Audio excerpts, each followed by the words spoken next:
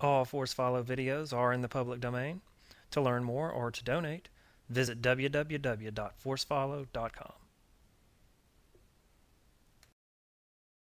Here we're going to be demonstrating some shots for the Carom Billiards game of 3 cushion. And what we're going to do is show you some basic shots, some basic preliminary patterns that'll help you learn the game of 3 cushion.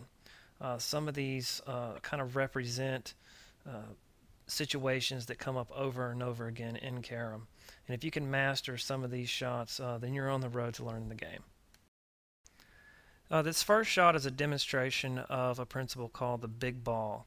And the big ball is anytime the carom ball is in the corner of the table, because it really does make the margin of error much larger when the carom ball is near the corner. So in each of these shots, I'm going to have a cue ball model in the lower left-hand part of the screen. In this first shot, we're going to be hitting it with follow and right English, and then we're going to hit it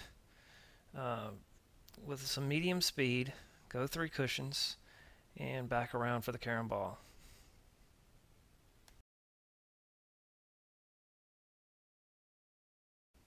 In shot number 2, you're going to be using a little bit of draw and some right English.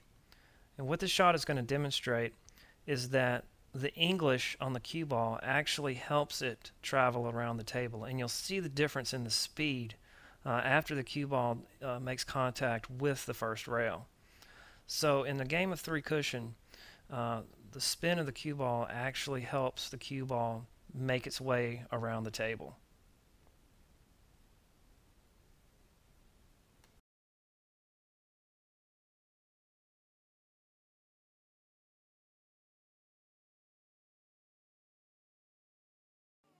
Here's another big ball pattern where you're going to the short rail.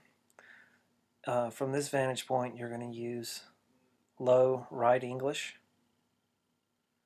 to go to the short rail and then back around for the carom ball. And the margin of error is a little larger than with some patterns. So there's several different ways, well actually a couple of different pathways to get to this carom ball. In shot 4, this is another big ball pattern. In this shot, you're going to use a little bit of follow and some right English to get to the carom ball.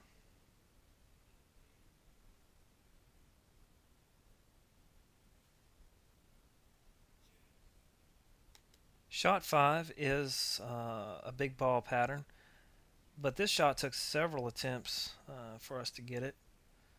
It's a really small window that you have to get there on the short rail just before the carom ball. So this is, I would say, one of the more challenging shots that we filmed in this session.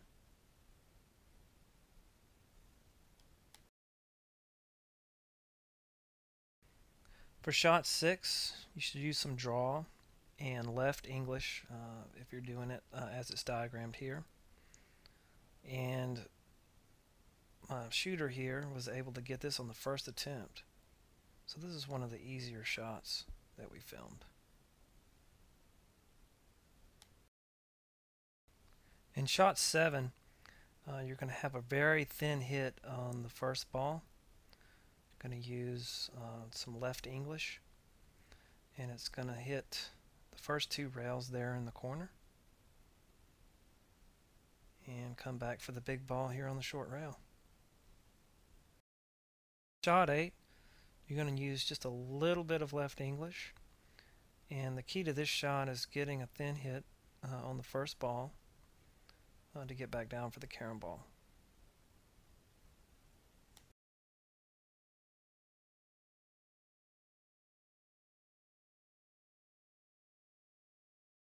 In shot 9, you're going to be relying on a lot of the left English that you're going to be employing to travel the cue ball back down for the carom ball, which makes it a little hard to judge. In shot 10, this is what you would call a reverse shot, because you're going to be striking the first ball first, and then you're going to be using a lot of right English to bring the ball back around for the carom ball. 11 is a pattern that comes up frequently, so this is one you really want to practice. And you're going to be using some left English with a little bit of draw. You're going to be coming back 3 cushions for the carom ball. For the making of this video, I would like to acknowledge and thank 3 people. First, I'd like to thank my good buddy Shane for agreeing to do the shooting while I did the filming.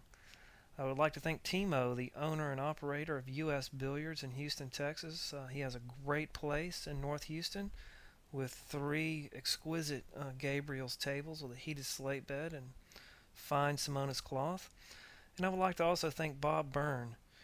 He was the author of Byrne's New Standard Book of Pool and Billiards. He was really the first author that I read when I started getting into billiards, and I really credit him with kind of making me a student of the game, making me appreciate billiards for the way it should be played and not just as barroom amusement.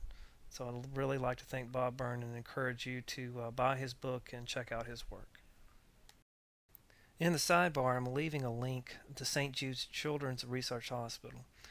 By going to their website and donating to this institution, what you're doing is assisting families with the treatment of their children who have various forms of pediatric cancer. And what you're also doing is contributing to research efforts to find treatments for various forms of pediatric cancer that medical science has simply not found an effective treatment for yet.